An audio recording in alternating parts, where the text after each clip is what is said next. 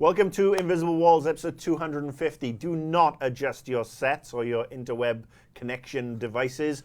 I am not Ryan Stevens. I haven't staged a coup and retaken this seat. Ryan, unfortunately, is really quite ill, so he's staying home, and I have stepped in to fill his not inconsiderable void. Oh lordy. This is episode 250. We've got a fun show today. Before we talk about 250 and what a milestone or a millstone, whichever you prefer, that actually is, we're going to talk a little bit about last week's show. We're going to have a mea culpa. Yes, it was Toki Fest 2013. Everybody was yakking over each other, and that won't happen this week, and we are aware of it, and we are going to figure out a way to put a talking stick, or somebody suggested a talking pillow. So anyway, on with the show. First, the people who are sitting next to me this week who aren't Ryan Stevens, Patrick Morales. I strive to be the quiet observer. Not this week, you've got to talk.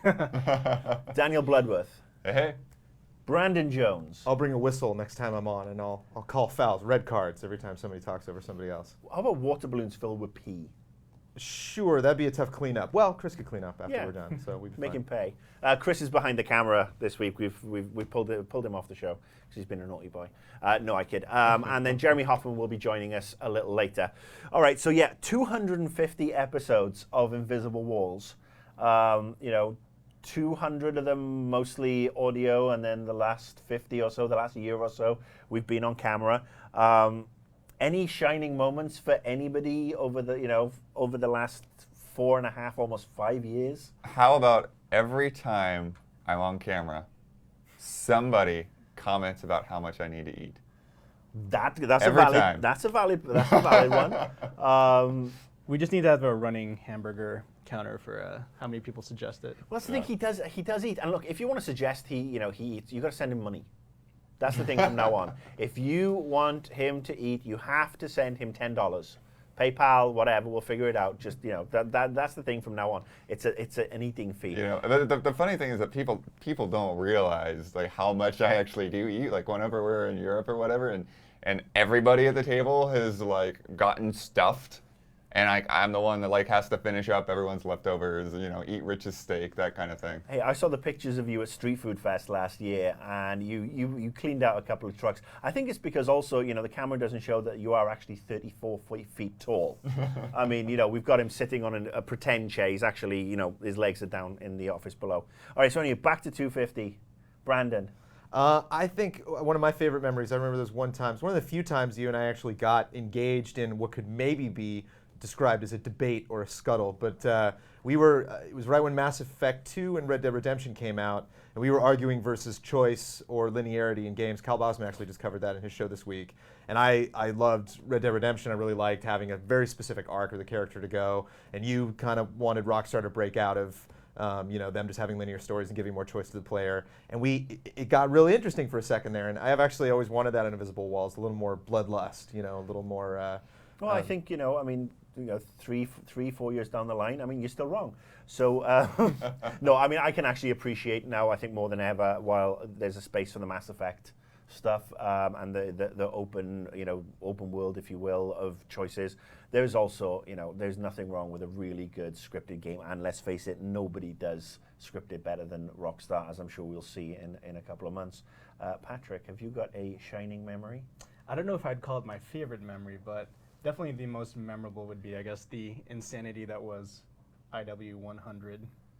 Oh. That was a special episode. Special is the right word, yeah. Well, that was the one I wasn't involved in any way, shape, or form except to turn up as a guest. And yeah. I'm just wondering, did somebody spike the office water supply the week before? Because that was a surreal episode. Yeah, it was quite experimental. It was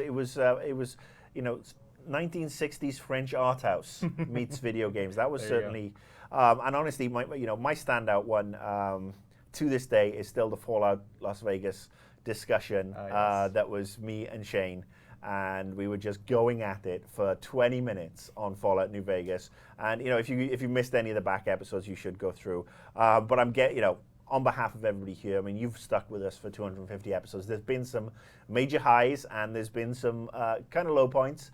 but we are bouncing back. We are evolving. The show is going to continue to change, I think, over the next year or so. So stay with us. Things, as the Howard Jones song goes, things can only get better.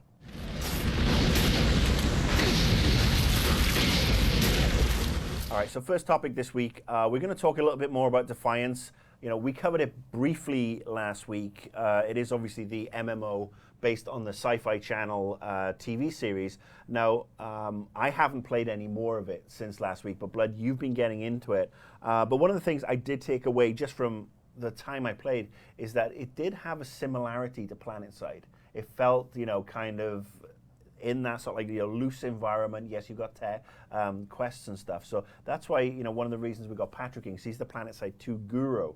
So I think I'm going to turn the conversation over to you guys now, and off you go. Yeah, well, I mean, my impression of PlanetSide, correct me if I'm wrong, is that PlanetSide feels more like just like an ongoing war. Is there more of like a structured quest system, or? Yeah, I think it kind of is reminiscent to MAG in the sense that you have these warring factions, and the idea is that you're in a constant battle for territory, and it's represented by which particular group has control over this location, and how many people on the server are currently on the dominating side. It's more of like a very continuous, huge, interconnected battle, more than it is kind of like an ongoing, I guess, like story-based thing, which I think Defiance is after, right? Yeah.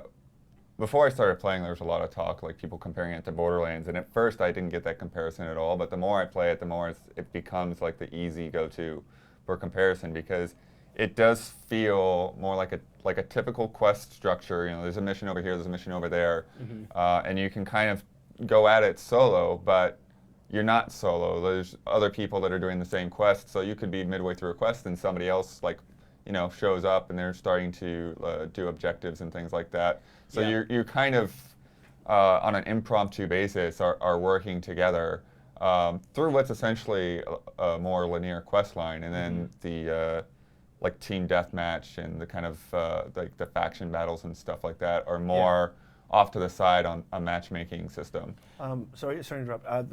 One of the things you brought up there actually was another thought that came into my head on how the missions are handled, and that struck me very, very similar to Guild Wars 2, where it's more like, people are passing by and, they'll start their own quest, and if they are, you have to kill 10 bad guys, and they come in and they have to kill their 10, and they kill 5 of yours, you still get the full credit. And I think that's a great way of not really forcing people to team up and group up and stuff, and I do like that. And like I said, that reminded me of Guild Wars 2 a lot, which is one of the best things they did. Yeah, and I think one of the kind of big downsides of PlanetSide 2 for me was that it had a really ambitious kind of structure and idea behind it, but there wasn't really a backbone to kind of connect the reason for like why you want to play to the way that the game works. Really, for me, it came off as a really huge battlefield where you're just kind of free to mess around and take over bases as you will. But to hear that, Defiance has this kind of like a persistent world to it where you can also follow along to what's happening in the show, and there's kind of like reasons for going around and like doing these certain events, it already seems a little bit more appealing to me. Stylistically, can you take your helmet off in PlanetSide 2? Are Um, you just all Spartans running around? It actually depends on what faction you pick, because then there's kind of a different aesthetic choice tied to it. Because I was saying aesthetically, if that might change, what kind of science fiction you like, because it seems Defiance is more like a world that this war is happening on, where it doesn't, from what I've seen of PlanetSide 2, just looks like bases. It's like bases and towers and airfields and stuff. You're not going to find like a bar or like a like Old West looking town that has been abandoned and is now a ghost town or something. Like there's not a lot of Bioshock-esque, taking in the story just from looking at the environment. Yeah, and at the same time too, I think both games are kind of aiming for different things. PlanetSide, you definitely feel like you're a soldier, part of like this huge unit, so you do have kind of like a homogenous look to your unit, but then I guess in Defiance you're more of an individual, right? Yeah, I mean, everyone is essentially, on the same storyline. So everyone's just, kind of, partaking in the same quests and the same objectives. And as you're talking about with the TV show, And by the way, we're kind of holding the review until after the watch the first show, episode to see how it works. But basically, the way it looks like right now is that for every episode, there is a quest line. So before this first episode airs, there's this like prequel quest line where you interact with the characters and help them on a little bit of a heist and that kind of thing. And then I'm guessing that after this first episode airs, then there will be a new quest line and you'll team back up with them again. Yeah, that sounds really cool to me, but I think the thing that'll make or break it is just how it's executed. Right. Because if it's just like a simple WoW quest, then it's like, okay. Yeah, that's I mean, cool. a lot of these quests are kind of, you know, one of the things that is annoying me is like there'll be a quest marker, it's like go here, start the quest, and as soon as you start the quest, then oh, go 200 meters away. I'm like, why didn't you just have me go there to begin with? Right. And a lot of times it's just a matter of, you know, go to 5 points on the map and like hold the E button down until this little circle fills up. One of the interesting things about Defiance, though, it is different to a traditional MMO. You summed it up. Everybody's on the same side. Everybody's doing the same quest, and yeah, you do have deathmatch arenas. I'm thinking. Yeah. I mean, I haven't explored those, but I mean, there are. You know, when your character made up, you're a human or you're the alien. Vulcan, The called, yeah. colonist, and you have 3 different character classes. Then I think. No, you don't really have classes. What you have is more of a, when you start out, you have a skill that you pick. Well, no, but I mean, you actually, if you look at the classes, there is like a soldier. There's a Those are mostly criminal. just costumes, though. I don't think they make any actual difference. It'll be interesting to see what happens, you know, especially with this episodic stuff tied in the TV show. The TV show starts when, Monday? Yeah. So, I mean, I got an email from NBC this morning saying that, you know, everything's going to change week after week. That's going to be interesting. But my point being that there is no horde and there, you know, or alliance. I mean, everybody is practically on the same side. And I'm wondering how long that's going to be of interest to people when you don't have these grand PvP battles. Well, there are those too. It's what they call it a shadow war, and it's still, again, it's still like almost like a normal first-person shooter where you kind of queue up and you wait, and then there's like, I've seen 48 versus 48 and 64 versus 64, and those are the more, you know, like objective-based competitive modes. And then there's also, as you get through different points in the main story quest lines, there are co-op areas that unlock. So you actually group up with 3 other players and essentially, you know, tackle a base or that kind of thing. How's, have you been back to the Xbox 360 version? Because the PC version is pretty stable. The Xbox version, not so much. I mean, have they tightened it up? Have there been a lot of downloads, updates? I intend to get back on it and try it again. I have not tried it since the launch report, and from my understanding is that late last week, they put through a big patch that addressed a lot of the issues. So I'm curious to see how well that was done, because a lot of the stuff I saw was just like extremely broken, very hard to complete challenges and things like that because of major bugs that would, you know, that really affected the gameplay. You know, so if what I'm hearing is correct, it seems like they've addressed a lot of those issues and it's playing more smoothly now. Can you jump back and forth? So can you jump onto the 360 and continue your character that you've been playing on the PC? Unfortunately not. They somehow link the 360 version to your account, but you know, I started on 360 and I went to the PC and I had to create a new character. So that sucks. Even though they're somehow linked on the Try-On website, you don't cross your character over. Okay, so one last question before I think this is a game we'll definitely revisit, especially, you know, a month, 6 weeks in of the TV show. How many of you are actually interested in watching the TV show? Well, I hadn't heard anything about it. I've only heard from people that it's supposed to be terrible, and the dialogue in the game isn't really giving me any hopes against that, so we'll see. Well, it's kind of like a chicken and the egg thing. It's like, was this a game that turned into a TV show, or a TV show that turned into a game?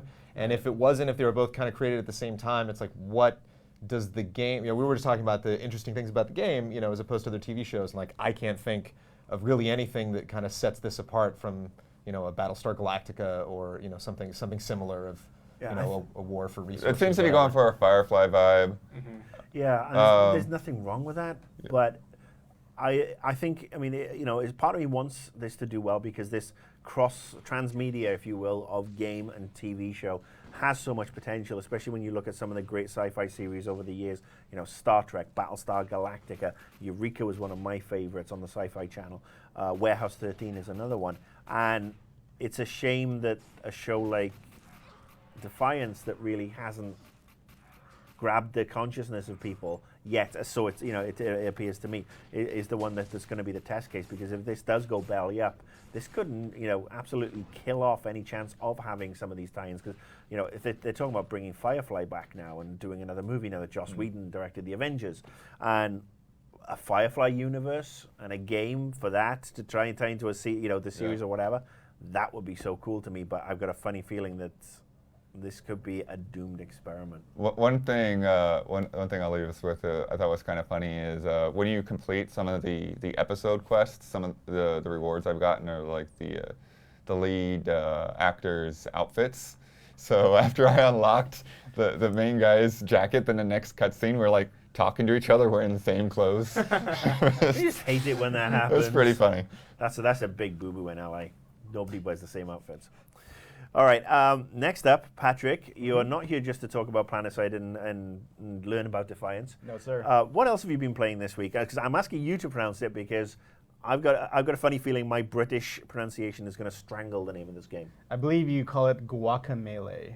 Guacamole. I call it Guacamole. Guacamole. Melee? Melee. Yeah. Yeah. I say melee. Well, I also say guacamole. So. There's also that Mexico-vania going around, right? Mexicovania. I like that one. So this is a game that's on. It's on the Vita and the PS3. Is that right? That's right. Yeah. There's actually cross-buy too. So if you buy one, then you get the other effectively for free. And that's always. I love that. It's one of the great things that Sony are doing right. As far as I'm concerned. So. All right, so tell me, I've seen so many tweets about this, but I knew you were going to talk about it today. I've purposely stayed away from learning anything beyond, guacamole. So what is it? Daniel basically kicked it off already, but it's basically Mexico meets Metroidvania and kind of like a neat little indie game. The story is that you're an agave farmer named Juan, and the local beauty is kidnapped by this undead cowboy. So we got to rescue her. So like Day of the Dead kind of things going on. Basically, yeah. It's funny because it was developed by these guys up in Toronto, but they do draw on a heavy Mexican folklore aesthetic. Everything's kind of rendered in a cool 2D storybook world. Lots of shout outs to Day of the Dead. Lots of shout outs to even Mesoamerican culture. Like you see a lot of cool temples and stuff, like jaguar enemies and stuff.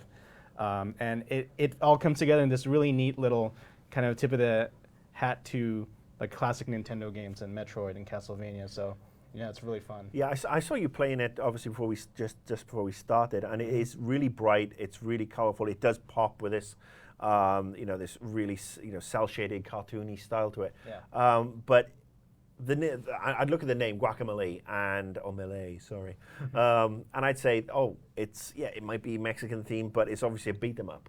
Yeah. But it's not obviously a beat 'em up, because what I saw you do, I didn't see you beat anybody up in the level that you were doing. So I mean, again, what were you doing in that one level? Yeah. I mean, it's kind of cool because it does stick very closely to that Metroidvania template, and it's a beat 'em up.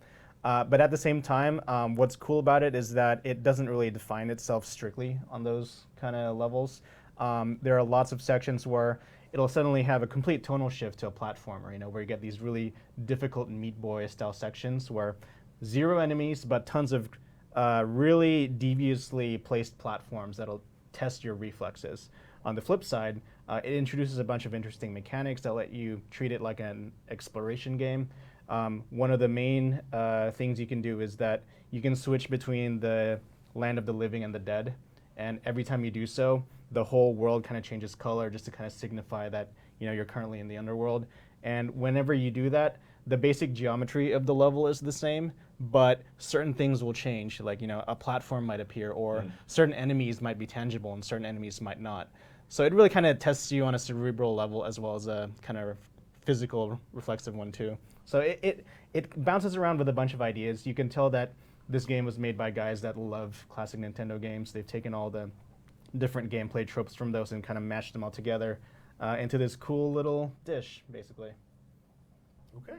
I think it looks, one thing I was excited about it is it looks like a classic example of a game that you won't really tell the difference between the Vita version and the PS3 version. I imagine Right. Yeah. they're pretty much identical. Yeah, it's I guess the closest game you could compare to would be maybe like Shank, if you just had a really kind of cursory comparison between the two. But I think it does a good job of defining itself on its own terms again, just in doing this gameplay gumbo of all these different elements. But yeah, totally. Like if you're getting the Vita version, you are basically playing the same game. You're not sacrificing anything, certainly not on a visual level. Gameplay-wise, it's really solid. At certain points, I felt like I was playing like a Smash Brothers almost, where I would be punching someone, launch them in the air, then like throw them to the ground.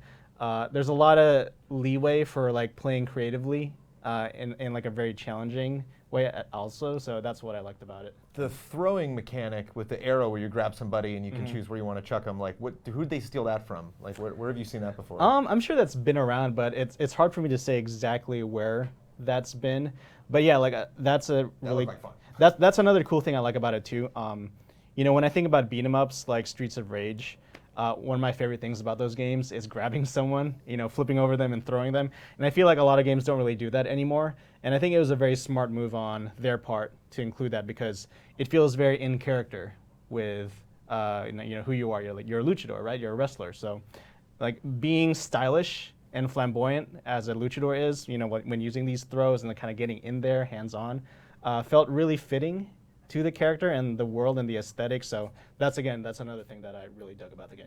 How is your progression like? Do you get some kind of power-ups and things like that to Yeah. get through the levels? Or? It definitely does the whole Metroid thing where there are heart containers that increase your life cap, and then over time you can also get items that increase your stamina cap, which allow you to do special moves like uppercuts and dash punches. It does follow that template. And there's also percentage markers on the screen that tell you how much of an area you've completed, found all the secrets and all the hidden rooms and stuff. For me, it took about 6 hours to get through it, and that was with some pretty generous kind of backtracking and looking around for secrets and stuff. And then after spending maybe 2 more hours, like around 8, 9, then I actually 100%ed it, which doesn't seem like a lot, but at the same time, Super Metroid you could beat kind of around in the same length. Yeah, I mean, if you have 5 hours on Super Metroid, Yeah. you've done pretty poorly. So. Yeah, and it does sound short, but it's a $15 game, and at the same time, I felt like all 8 of those hours were quality. I didn't feel like there were any needless sections or parts that really slowed down the pace. I felt like it was really well put together. These guys, most of all, felt like they had fun making the game, so that came across for me. Awesome. So you thoroughly recommend it? I do.